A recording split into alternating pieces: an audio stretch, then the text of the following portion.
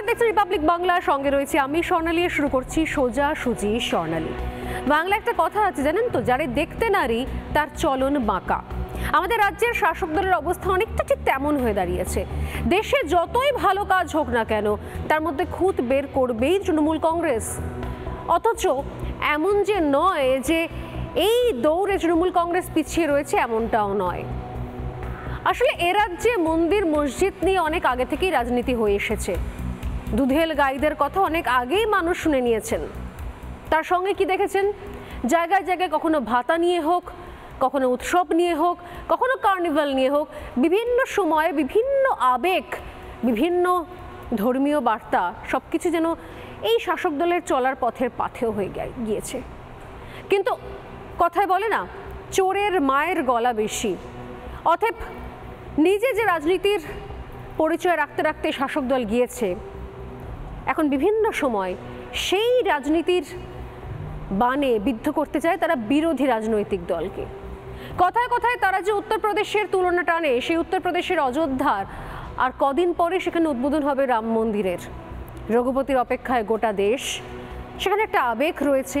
কিন্তু এর মধ্যে আমাদের রাজ্যের শাসক দল বিরোধিতার কাজটা সুকৌশলে চালিয়ে যাচ্ছে। অযোধ্যার রাম মন্দির নিয়ে যারা কেন্দ্রের বিজেপি সরকারের বিরুদ্ধে বিভাজনের রাজনীতির অভিযোগ তুলেছে, তারাই আবার এই বাংলায় প্রকাশ্য মঞ্চ থেকে ধর্ম রাজনীতি ভোটকে এক করে দিয়েছেন।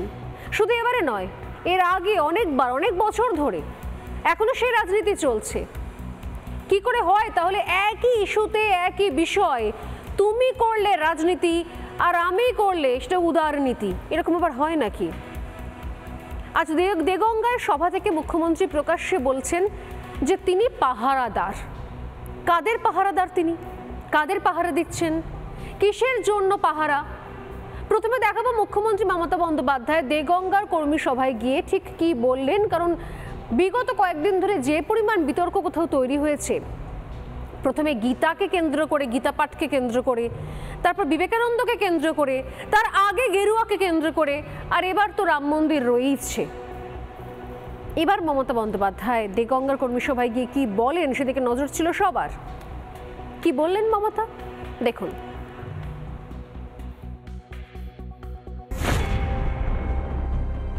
সংখ্যালঘু বন্ধুরা সাবধান, মনে রাখবেন আপনাদের নিরাপত্তা জীবন সুনিশ্চিত, আপনাদের আর্থিক নিরাপত্তা, সামাজিক নিরাপত্তা সব কিছু কিন্তু আমরা করেছি।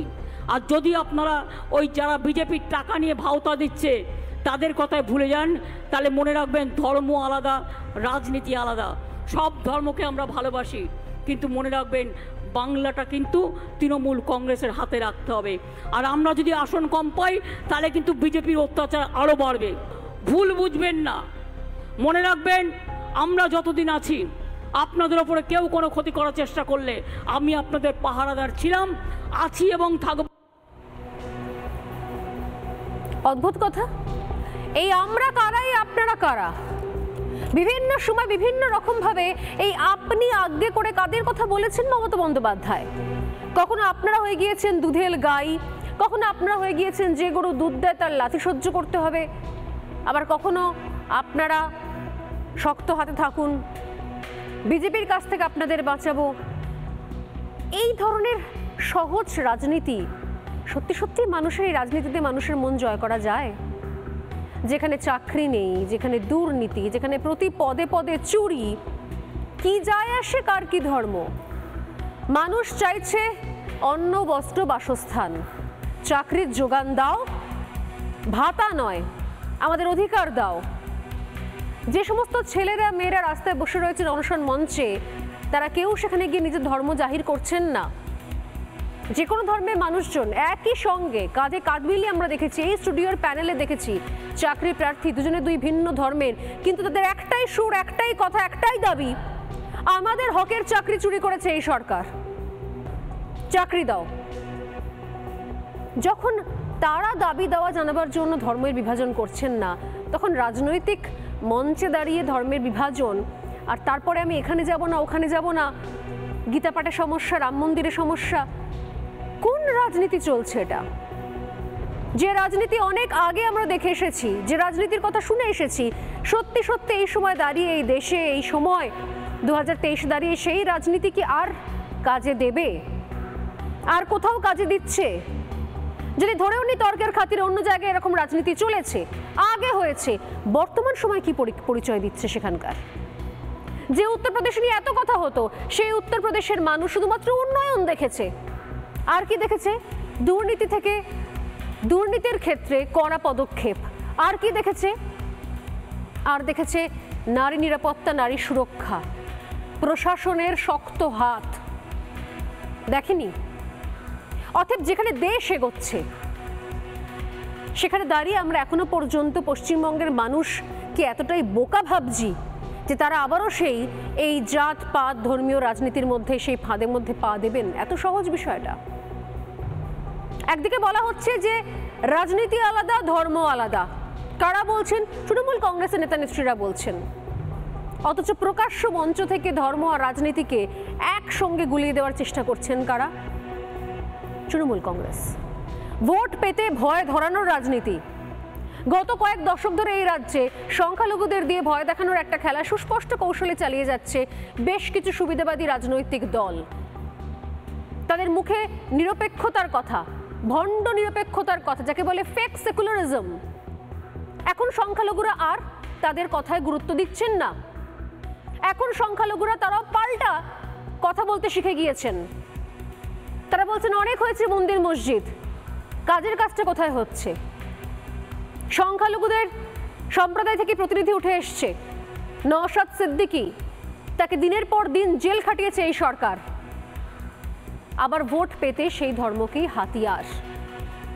কি সুন্দর! যখন ইচ্ছে কাছে টানবো, যখন ইচ্ছে তুমি আমার, যখন প্রয়োজন মনে হবে, যখন দেখবো যে তোমার গলার স্বর একটু বিরুদ্ধে যাচ্ছে আমার, তখন তোমাকে আবার দূরে ঠেলে দেবো, জেলে পুরে দেবো। আর তারপর তোমারই সম্প্রদায়ের লোককে বলবো যে ওকে কিন্তু চিনে রাখুন, ও কিন্তু বসন্তের কোকিল, বিজেপির হয়ে কাজ করছে। নিজেকে পাহারাদার বলার পর সংখ্যালঘুদের সাবধানও করেছেন মমতা বন্দ্যোপাধ্যায় আজ দেগঙ্গার কর্মী সভা থেকে। কি বলে শাসক দল? ধর্ম যার যার, উৎসব সবার। ধর্ম যার যার, রাজ্য সবার। ধর্ম যার যার, রাজনীতি সবার। রাজনীতি আলাদা, ধর্ম আলাদা, রাজনীতি আলাদা। দেখুন ধর্ম আর রাজনীতি কিভাবে একসঙ্গে এক মঞ্চে মিশে যাচ্ছে। পরবর্তী বক্তব্য আছে দেগঙ্গার কর্মী সভায় মমতা বন্দ্যোপাধ্যায়, দেখুন।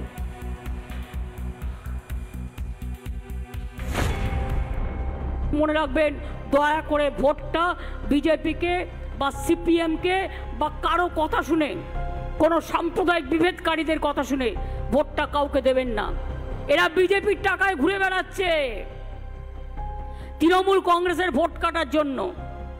একদল বসন্তের কোকিল এসছে এবং তারা এলাকা এলাকায় ঘুরিয়ে ধর্মীয় সভা করার নাম করে তৃণমূলের ভোট কাটার চেষ্টা করছে।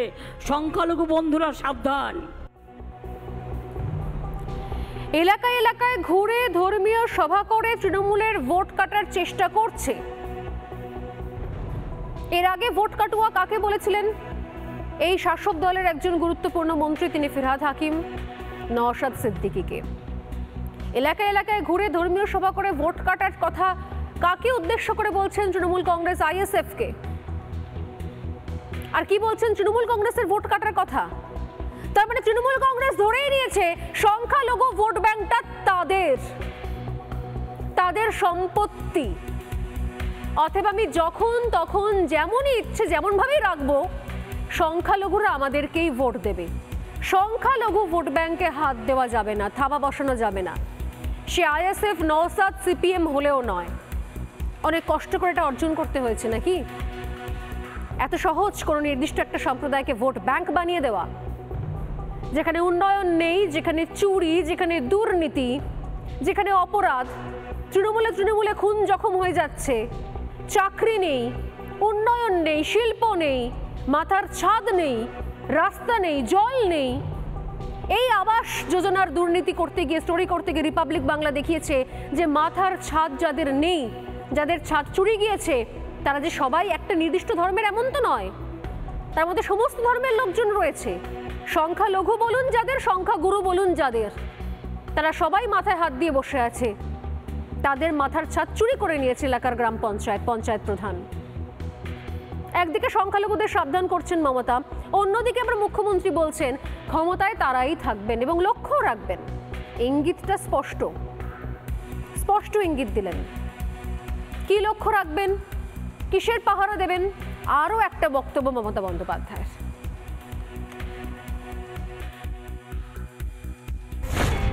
কিন্তু কেউ যদি ধর্ম নিয়ে রাজনীতি করে তাদের বলবো বিজেপির টাকা নিয়ে ধর্ম নিয়ে রাজনীতি করতে যাবেন না।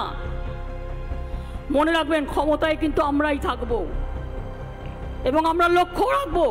দীঘাতে যান বেড়াতে, আপনারা দেখবেন একটা জগন্নাথ মন্দির আমি করে দিচ্ছি, পুরীর মন্দিরের সমান উচ্চতা। পুরীর মন্দির যেমন আছে সেই রকম উচ্চতায় জগন্নাথ মন্দির করে দিচ্ছি, যাতে দীঘায় মানুষ বেড়াতে যায় একটা জগন্নাথ ধামে পুজো দিয়ে আসতে পারে। দীঘার মন্দিরের মতো একই মন্দির তৈরি করে দিচ্ছেন তিনি জগন্নাথ ধামের মতো, পুরীর মতো একই মন্দির তৈরি করে দিচ্ছেন তিনি দীঘায়। আমি জানি না এরপর হঠাৎ করে আবার যখন মনে হবে যে ভোট ভাগাভাগির কৌশলের মধ্যে সেই বাঁদরের রুটি ভাগের মতো, মনে আছে আপনাদের? একবার এদিকে দিচ্ছে, আবার মনে হচ্ছে এদিকে কম পড়ে যাচ্ছে, আবার ওকে একটুখানি দিচ্ছে, আবার মনে হচ্ছে ওদিকে বেশি হয়ে গেলে আবার একে একটু দিচ্ছে। এই ভাগাভাগির খেলায় কোন দিন না শুনতে পাবেন এ রাজ্যে একটা অযোধ্যা রয়েছে, হোক না সে পাহাড়, সেই অযোধ্যায় আর একটা রাম মন্দির তৈরি করছেন মমতা বন্দ্যোপাধ্যায়। অবিশ্বাস্য কিছু নেই, সব হয়। হোমমেড রাম মন্দির হয়ে যাবে এখানে হয়তো অযোধ্যা পাহাড়ে, যেরকম হোমমেড জগন্নাথ ধাম তৈরি হয়ে গিয়েছে দীঘায়। যাবতীয় যা কিছু আছে তা সবকিছু নিজের বানিয়ে নেওয়ার একটা অদ্ভুত প্রচেষ্টা, নাকি সুকৌশলে ভোট ভাগাভাগির রাজনীতি আর মুখে ধর্মনিরপেক্ষতার কথা। প্রকাশ্য সভা থেকে রাজ্যের মন্দির মসজিদ উন্নয়ন নিয়েও বার্তা দিয়েছেন আজ। খতিয়ান তুলে ধরেছেন যে মন্দিরে যদি আপত্তি না হয় তাহলে অযোধ্যার আমন্ত্রণে আপত্তি কোথায়? খতিয়ান তুলে ধরার দরকার কোথায়? আমি মন্দিরের জন্য কি করেছি, আমি মসজিদের জন্য কি করেছি, এটা কি রাজনৈতিক মঞ্চ না রাজনৈতিক বার্তা? দেওয়ার প্রয়োজন পড়লো কেন হঠাৎ করে? দেখুন মমতা বন্দ্যোপাধ্যায়ের পরবর্তী বক্তব্য। দিদি, রাম মন্দিরে আপনি যাবেন? তোমরা সব জেনে বসে আছো, আমি তো কিছু জানি না। দিদি, রাম মন্দিরে আপনি যাবেন? তোমরা সব জেনে বসে আছো, আমি তো কিছু জানি না। মমতা ব্যানার্জি আর তার দলকে লোক জালি হিন্দু বলে মনে করে। এই জালি হিন্দুরা যাই করুক, মমতা ব্যানার্জি বেনারসে গিয়ে বিধানসভা ভোটের আগে মাথায় চন্দন টন্দন মেখে দুধ ঢেলেছিলেন, কিন্তু 17টা সিটের 17টাই বিজেপি পেয়েছে।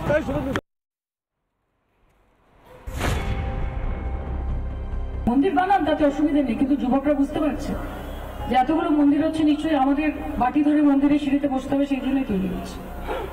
কারণ চাকরি নেই, তো পড়াশোনা নেই, কি আছে, শিক্ষা নেই, কর্ম নেই, অন্য নেই।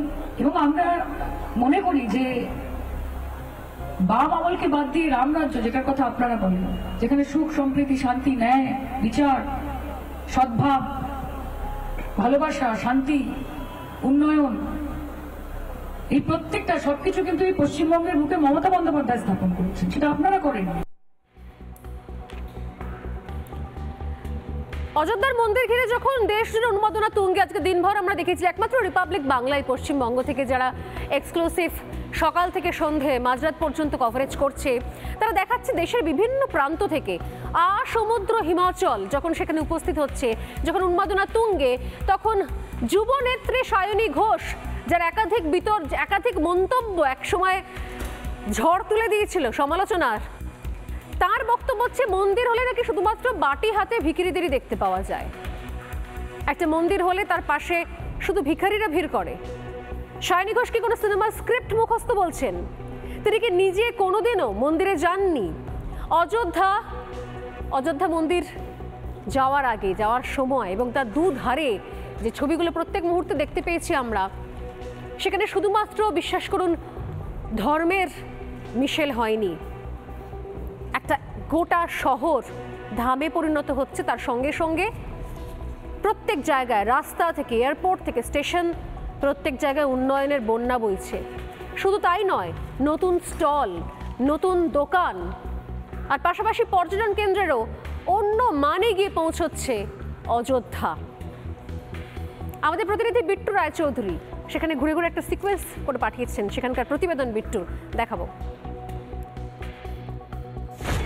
রাম মন্দিরের বিভিন্ন জায়গাতে অর্থনৈতিক একটা বাতাবরণ তৈরি হয়েছে। মূলত বলে রাখা ভালো, ক্ষুদ্র শিল্প, সেই ক্ষুদ্র শিল্পকে সামনে রেখে প্রচুর মানুষ তাদের রুটি রুজি ফিরে পাচ্ছেন। जय श्री राम 3-4 महीने में हजारों लोग बनवा चुके हैं। हमारा यहाँ दुकान है 1 साल से, 1 साल से कोई गिनती नहीं है कितना लोग बनवा रहे हैं जब से राम मंदिर बना है। उसके बाद तो और बढ़ेगा। उसका 22 तारीख का हमें बहुत बेसब्री से इंतजार है राम मंदिर उद्घाटन का।